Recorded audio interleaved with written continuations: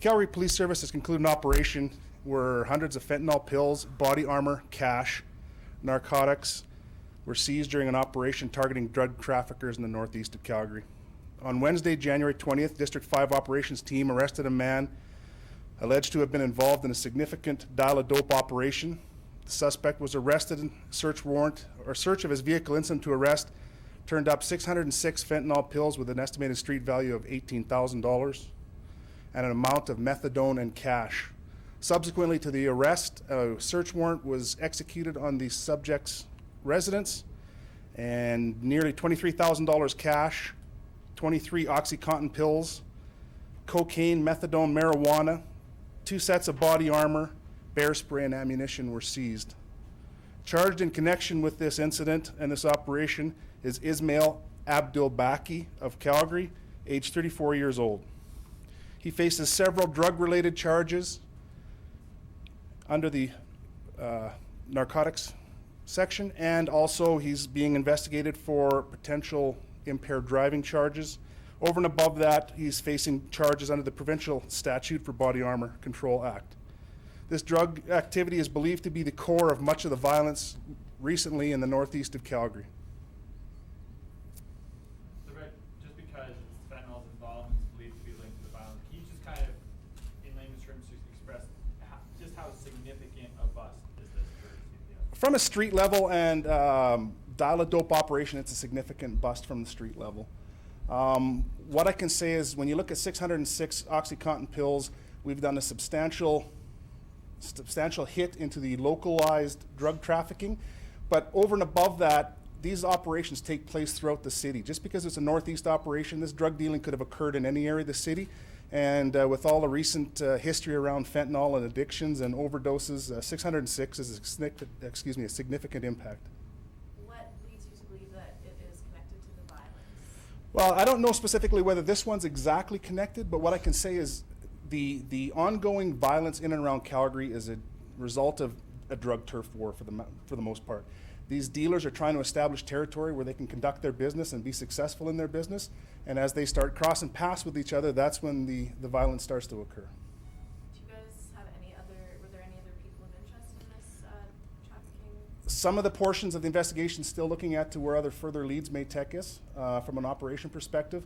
There's no other charges considered at this time on anyone else in relation to this file.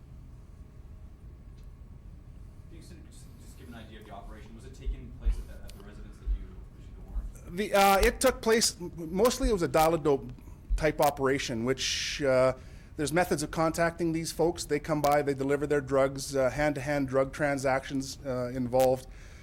So we had our district operations team out working this, and of course it led us back towards the residence that we executed the second warrant on and seized more information. Any idea how long it's been going on with this position? Well, it's tough to say for sure. What I can say is the operation was close to a month long, and then when you take in over and above that, when we get tips and stuff from the public, it takes a while for the public to become familiar with what suspicious activity looks like in and around areas, and then they formulate their thoughts and then they make those phone calls to us for us to action. So tips from neighbors? Correct. We had tips from the community on some of this. Just about the oxy, is that diverted to pharmacies? We're still trying to figure that out, and we're still working through that as to where the OxyContin came from. Just to be fair, we believe it to be OxyContin. We don't have that results back from the lab as yet, but it's believed to be oxy. Okay. Is it like the oxycodone, or is it brand name? No, we didn't have a brand name on it. So. Just to follow up, Rod, on something that we asked with regards to the community tips, would you say that they were critical, really important, somewhat helpful? Just how would you categorize their? It depends. Without giving too much away from the community, tips come in a variety of reasons. People are concerned about activity at my neighbor's house. People see increased activity with vehicles. They see suspicious transaction. They see property transactions. They see all kinds of different things that just draw flags to them. And then, of course, over and above that, some phone the police directly, some phone Crime Stoppers as a result of that. What that does is give us a good place to start our operation, and then from that point on, we take our investigative steps to either prove or disprove what the allegations are. When you talk about this gentleman significant, how do you characterize his role in an operation? How do we characterize his role? Well, he was the one that was responsible for doing the hand-to-hand and the dealing piece of it. So from a perspective of an organization, he'd be a street runner, a person downliner type thing.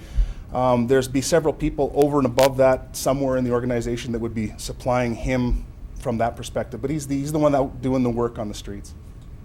I know you kind of mentioned this before, but just off of that description, would you say that there are those higher ups? Are there persons of interest, leads that you're looking at? Kind of where you are there. Anytime we do a district operation such as this, we look at what we can gather from intelligence and operational evidence, and then we supply that to the units that obviously may be already looking at some of these folks. In conjunction with us and any of the units that may need this, they'll explore further whether there's any avenues that we can investigate.